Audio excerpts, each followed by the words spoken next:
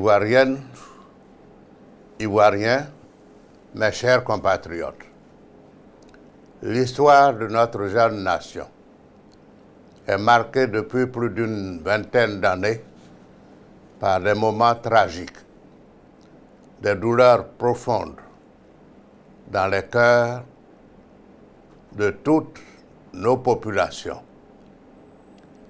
Les blessures sont redevenues encore plus vives ces derniers mois à l'occasion d'une élection présidentielle organisée au forceps par le pouvoir RHDP. Une nouvelle déchirure dont nous n'avions pas besoin après ce que nos braves populations ont déjà vécu pendant des décennies. Disons-le sans faux fuyant. En vérité, la riche diversité de notre belle nation, les valeurs fondatrices de notre République que sont l'union, la discipline et le travail s'écroulent sous nos yeux par la faute d'un clan qui veut se maintenir coûte que coûte au pouvoir en violation des règles élémentaires de la bonne gouvernance et surtout de notre loi fondamentale, la Constitution. Devant cette dérive et face au refus obstiné de dialogue du chef de l'État dans l'intérêt de la nation, j'ai lancé un appel à la désobéissance civile après concertation avec tous les leaders de l'opposition, dont le président Laurent Gbagbo. Je félicite et renouvelle ma confiance à la grande majorité de nos compatriotes qui a massivement adhéré au mot d'ordre de désobéissance civile. Par amour pour notre pays et comme un seul homme, vous avez répondu solidairement non à la violation de notre Constitution, faisant face aux violences inouïes et sans limite des milices armées à la solde du pouvoir. Le triste bilan d'une centaine de morts, de plus de 200 blessés graves et la destruction programmée de biens privés et professionnels n'a ému personne parmi les tenants du pouvoir en place. En votre nom, je rends à tous nos frères et sœurs, à tous nos enfants disparus ou grièvement atteints dans leur intégrité physique et morale, un hommage renouvelé pour leur courage et leur détermination en faveur de la liberté, de la démocratie et de l'État de droit. Les vrais résultats de l'élection présidentielle pour laquelle tant d'hommes et de femmes sont morts ou marqués à vie sont connus de tous. La participation réelle, confirmée par des observateurs internationaux crédibles, est inférieure à 10%. Les résultats annoncés officiellement ne sont que le reflet d'une volonté délibérée de nos dirigeants de prendre en otage la démocratie en dépit des aspirations profondes de notre peuple à la paix. À l'issue de cette mascarade d'élections, plusieurs dirigeants politiques, responsables d'associations de la société civile, de nombreux jeunes et de vaillantes femmes ont fait l'objet d'arrestations arbitraires, d'emprisonnements ou d'assignation à résidence. Mon épouse, Madame Henriette Konan-Bédié et moi-même avons été agressés et séquestrés à notre domicile de Cocody par des milices encagoulées et armées.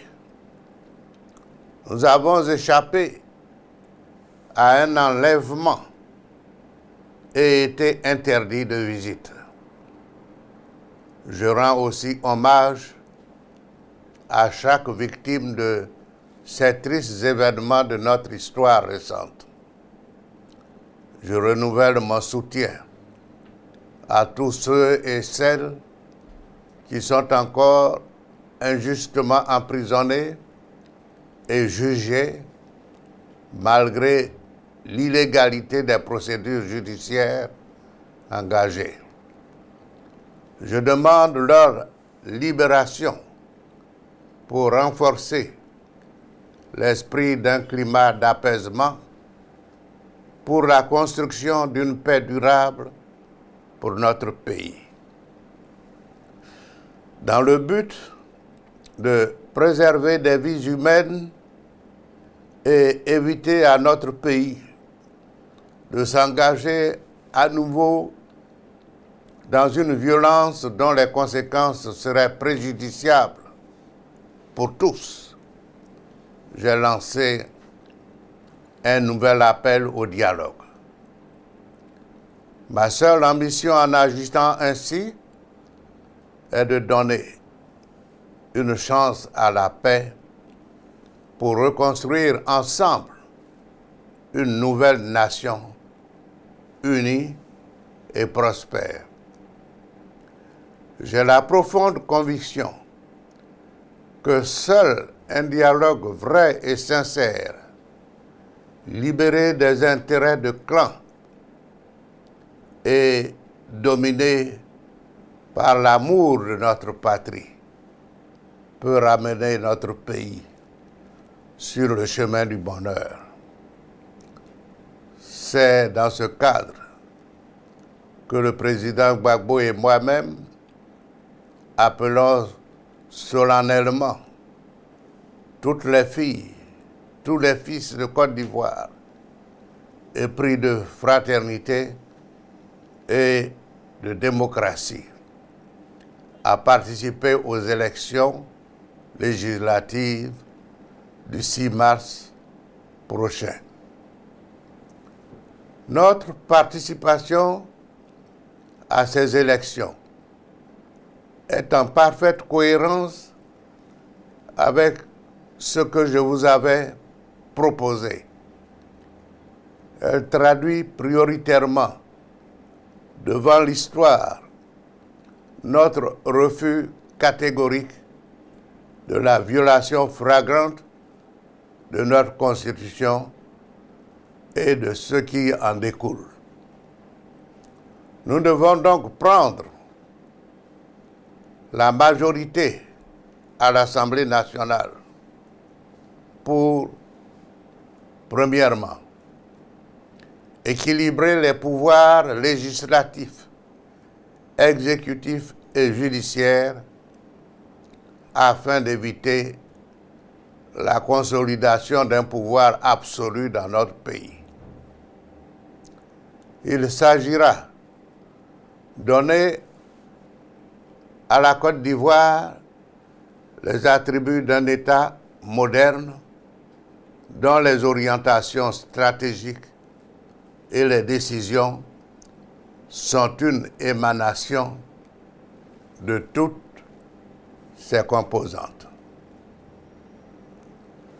Deuxièmement, réconcilier les Ivoiriens avec le retour des exilés, la libération de l'ensemble des détenus politiques et militaires, la mise en place d'un dialogue à tous les niveaux de la nation, la réparation de tous les préjudices subis en vue de restaurer l'unité nationale en tenant compte de l'expression de nos diversités. Troisièmement, contribuer positivement et fortement à l'avènement d'une bonne gouvernance sur les plans administratif, économique, judiciaire et politique en vue d'une répartition équilibrée et juste de nos richesses. Par ailleurs, je suis conscient des inquiétudes justifiées de nos compatriotes quant à la sécurisation du processus électoral et la prévention des violences. J'interpelle le chef de l'État, le gouvernement et la commission électorale indépendante afin que toutes les dispositions soient prises pour garantir un processus apaisé, sans violence, dans les circonscriptions électorales de notre pays. Dès maintenant, je lance un appel solennel à tous les compatriotes et demande de transformer notre adhésion à la désobéissance civile en instrument de pouvoir en votant massivement les candidats du PDCI-RDA et ceux de l'opposition. Ensemble, nous devons gagner ces élections pour la Côte d'Ivoire pour le retour de la fraternité, de l'unité et la solidarité pour le bonheur de l'ensemble des Ivoiriens. Nous devons gagner ces élections pour sauver l'avenir de nos enfants en recherchant un système éducatif rigoureux et cohérent dans la discipline et le travail, en luttant pour obtenir une politique de santé performante. La pandémie du coronavirus et ses dégâts sous nos yeux nous enseignent qu'il ne faut pas croiser les bras.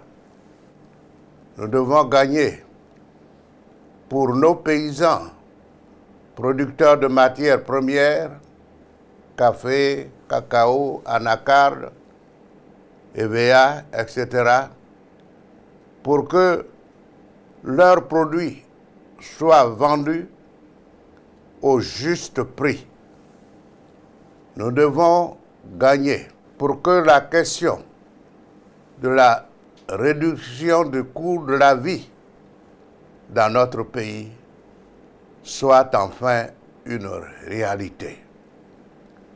Nous devons gagner pour préparer ensemble, à travers un dialogue franc, les conditions d'un retour définitif à la paix.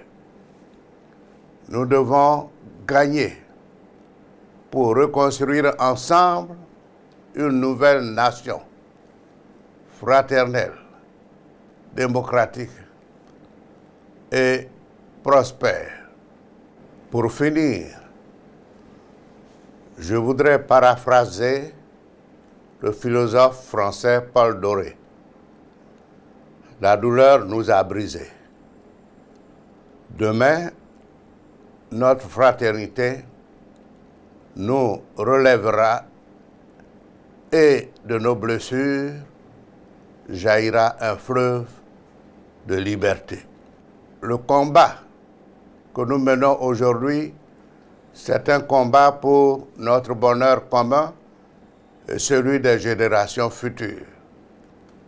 Nous devons gagner ce noble combat grâce à la mobilisation sans précédent de tous. Le 6 mars prochain, allons tous voter. Votons pour les candidats de l'opposition responsables de notre pays, la Côte d'Ivoire. Chers compatriotes, Ivoiriens et Ivoiriennes, je compte sur vous. Les leaders de l'opposition comptent sur vous. La Côte d'Ivoire, notre mère patrie, compte sur vous. Je vous remercie. Dieu bénisse la Côte d'Ivoire.